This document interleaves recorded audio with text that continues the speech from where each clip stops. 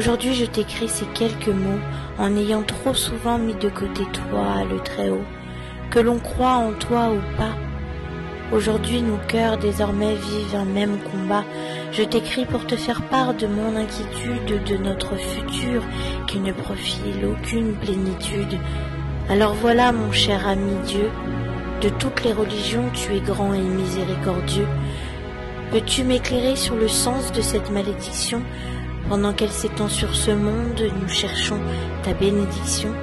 Croyant, agnostique, déiste ou encore athée, tu ne fais aucune distinction sur l'homme et sa bonté. Alors pourquoi, dis-moi, une telle épreuve de peur, que toute personne craint de vivre un éventuel malheur? Qu'aucune distinction sociale de race et de religion n'épargne sur cette terre le pire, le meilleur, sans compromission. Dis-moi, mon Dieu, accepter son destin ne veut-il pas forcément dire renoncer à ses lendemains? Chaque être humain est aujourd'hui face à lui-même. Beaucoup perdent leurs proches avec la plus grande des peines. Je ne peux me résoudre à observer ce drame mondial, ce raz-de-marée qui touche même les cultures les plus ancestrales. Ce bouleversement a changé nos vies pour la vie, notre avenir potentiellement compromis, victime d'un temps asservi. Comme si tout s'était arrêté, comme si rien avant cela n'avait existé.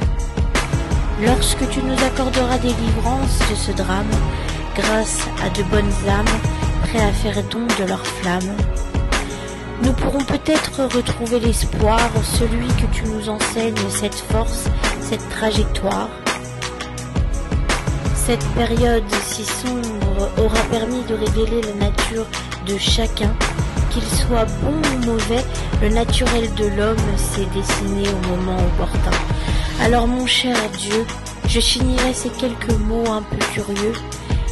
Si ce que nous vivons est un test manifeste, si tu as décidé que cela était un mal pour un bien inconteste, alors je vais faire partie de ceux qui veulent croire à un sens à tout ça.